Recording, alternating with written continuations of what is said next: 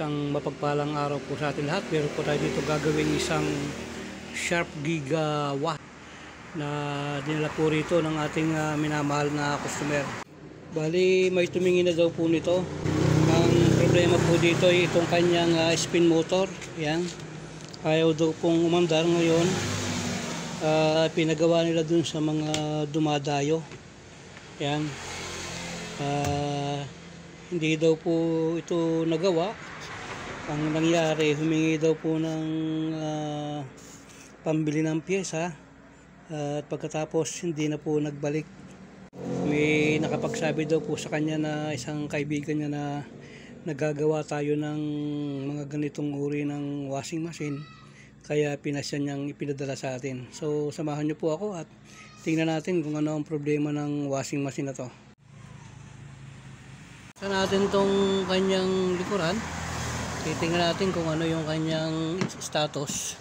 Dahil nga ang sabi daw po ng minamahal nating customer nga ay ito daw ay binuksan, pagkatapos may mga ginalaw-galaw daw po yun, gumawa. Pagkatapos humingi ng pera, ang sabi nga ay bibili ng pyesa. Ang problema naman, nung makapagbigay siya ng pera, hindi na nagbalik. So ayun, ngayon lang ako nakakita ng ganitong klaseng koneksyon. Pinagsama na yung koneksyon ng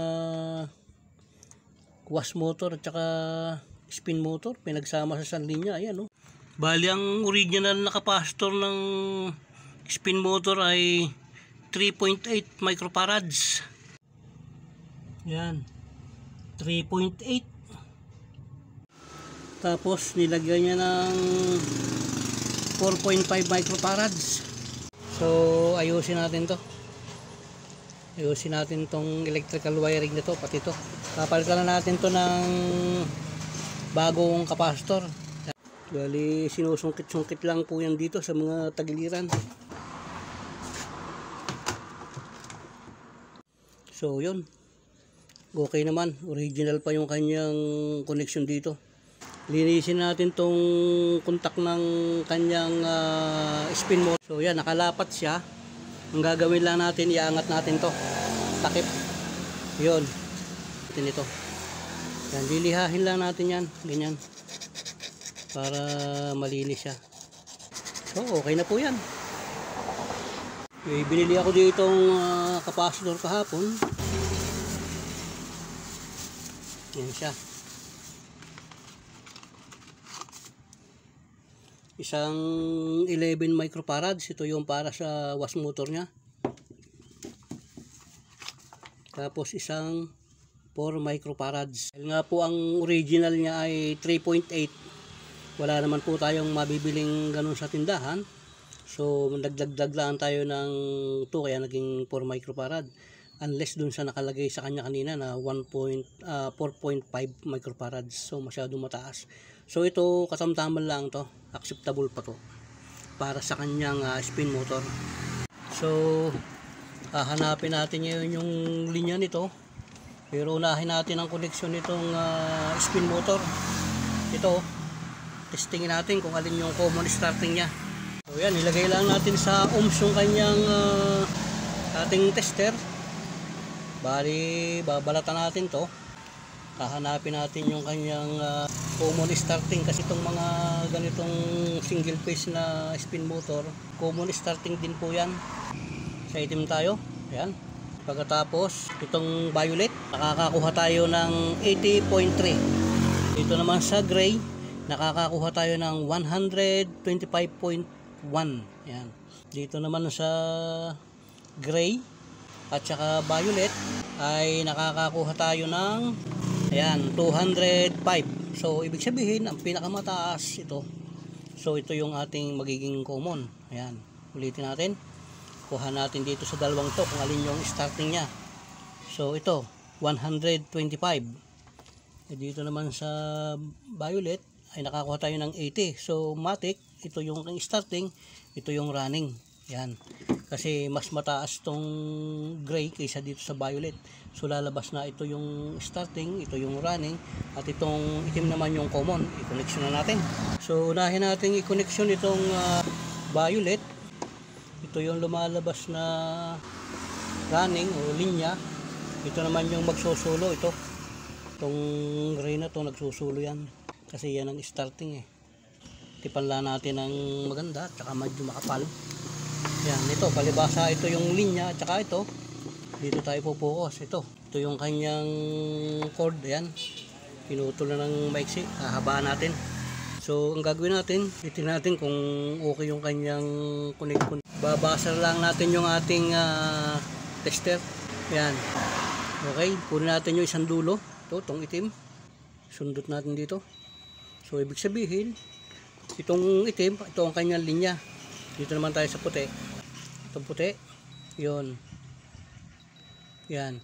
Tingnan natin kung may ground siya. So, walang natunog. Ito, itim to eh. Ito yung puti eh. Oh. Ayan o. So wala siyang ground, okay na yan. So itong itim, ilagay natin dito sa itim sa combo ng spin motor. Yan.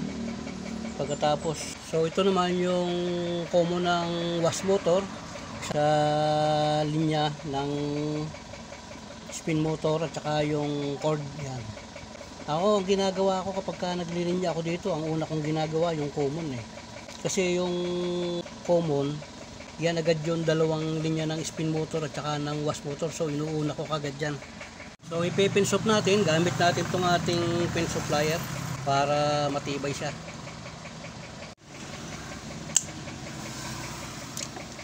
So puputulin lang natin to. Tapos idudugtong natin dito kanyang pin dryer. Yan, kasama ng capacitor.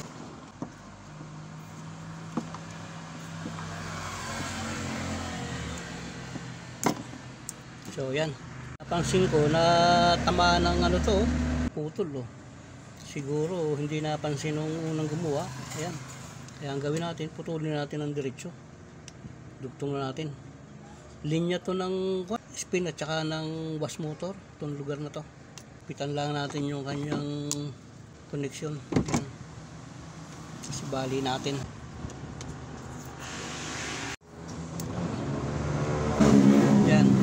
Okay na yan.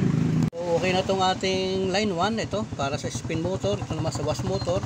Tapos ito naman yung starting. Ito yung kanyang running. Ayun, tumakbo dun sa taas. Lalabas yan dito sa orange na to. Linya yan. So puputulin na natin itong kanyang minikos-mikos na capacitor na to. Putulin na natin yan. Yan. Hindi na natin gagamitin yan. Alisin na natin to. Ayan o, ang kanyang minikos-mikos. Nakikiuso lang tayo dun sa salitang mikos-mikos. Talupan natin to. Ito yung lalabas na line 2. Itong dalawang puting to, pagsamahin lang natin. Ayan. Ilalagay natin dito sa kanyang plug. So, ayan. So, dahil nga po nung binuksan natin kanina yung kanyang switch dun sa itaas, lumalabas na itong puti. Ito yung linya ng spin timer, ng wash timer. Pagkatapos ito yung kanyang contact point, red at saka blue. So dito palibasa yan, magkadugtong siya. Yan o. Yan. So matik itong dalawang ito sa capacitor na to. Dito, ilalagay natin dito. So i-connection natin. Yan. Dito sa isang linya ng ating capacitor. Yan. Tastipan na natin para matibay.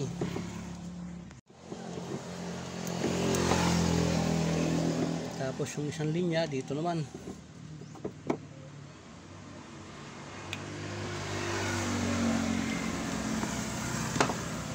Yun. Ipit natin dito.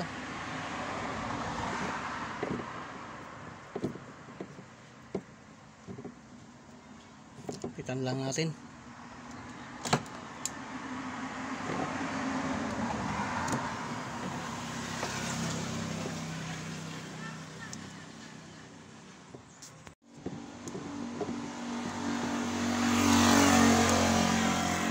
So yan, kumpleto na yung ating connection. Ngayon, para makasiguro tayo na tama yung ating connection, atin siyang tetesterin gamit itong ating clamp meter.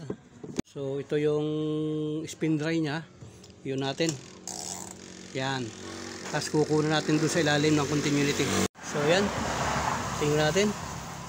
So yun, nakakakuha tayo ng 81.6. Ibig sabihin, okay yan. Resistance po ang nakuha natin. Walang short yan, ibig sabihin. Sunod natin yung wash timer. Pihitin lang natin. Yan. So ayun, 29.1, 0. Yun, nag-off. Ibig sabihin, nag-reverse yan. O yun, nag-reverse na. O yan, yun nakukuha natin. Pa-plug natin, uunahin nating paandirin ay itong spin dryer nya. Ilalagay naman niya natin to sa amperes. Tapos kukunin natin tong linya. Ayan, ito yung linya. Dito tayo kukuha sa linya ng motor. Ayan. So ito yung kanyang plug. Ayan, bali ganyan. So i-plug natin. Pihitin ko doon sa itaas.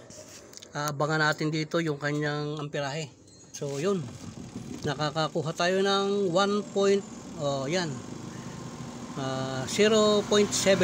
Yan. Yan ang nakukuha natin sa spin motor nya. 0.7 amperes. So okay na yan. Isunod naman natin. So pipihitin ko naman yung wash motor nya. So yun. Nag-off na. So yun. Nakakakuha tayo ng 1.0 amperes. Nag-off. Tapos sa reverse naman 1.0 amperes. Yan. So ibig sabihin, nag-reverse forward siya, equal yung kanyang amperahe. Ibig sabihin, okay yung kanyang motor. So okay na po yan.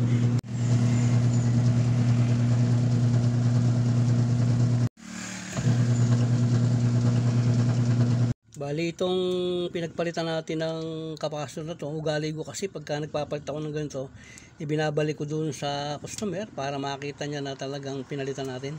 Gamitin natin itong kanyang cover dito sa kanyang plug. Yan, kagaya nitong isang to, ayan o. So gamitin natin. Kasi sayang to, okay pa naman to eh. Yan, pins off. Yun, okay na yan. Sikin lang natin kung hindi siya mabubunot. Ayan, okay na. So basahin natin yung kanyang diagram. Ito yung kanyang plug. Ayan, ayan yung lugar na yan. Tumakbo siya dito sa spin motor. Ito, itong itim na to, yung aking kaninang kinuha, yung itim. Dumaan siya dito sa wash motor, tumuloy siya dun sa spin dryer. Ayan, magkadugtong na yan. Ngayon, pagdating dito sa capacitor, kanina nakita natin yung gray. Yun, ayan yung sa capacitor. Yan. So ito naman yung kanyang yung violet. Ayan.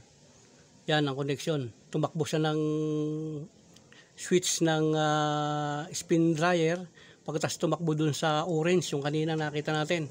Itong itim na to, ito yung dugtungan. Ito. Yan yung itim na nasa gitna. Tumakbo sa spin dry, ayan, lumabas dito white, tumuloy na dun sa linya. Okay? Tapos yung blue at saka red, yan ang wash motor nya, dumaan sa ng capacitor, tapos tumuloy sa wash timer. Nakita natin doon sa wash timer, ang lumabas doon white. So ito yan. So itong blue, ayan, tumuloy yan ng wash timer, tumuloy dito sa capacitor natin. Tapos yung red, ayan, tumuloy naman siya dito sa capacitor natin. So, ganyan. So, yan, nilagay lang natin dito. Sasarado na natin siya. So, yan po, okay na yan. I-deliver na natin. Yan dyan yung kanyang pyesa. Ayan, ilagay natin. Takpan na natin. So, dyan po natatapos yung ating video ngayon. Maraming salamat po sa patuloy nyo pong pagsubaybay sa akin, sa aking mga videos. Sana po ay patuloy nyo akong i-like at paki-share na lang din po kung maaari. At Paki-subscribe nyo lang po ako. Maraming pong salamat at isang mapagpalang araw po sa atin lahat. Nawa po ang kasaganaan ng buhay at ang pagpapala at pag-iingat ng ating Panginoon ay sumating lahat. Maraming salamat po. God bless po.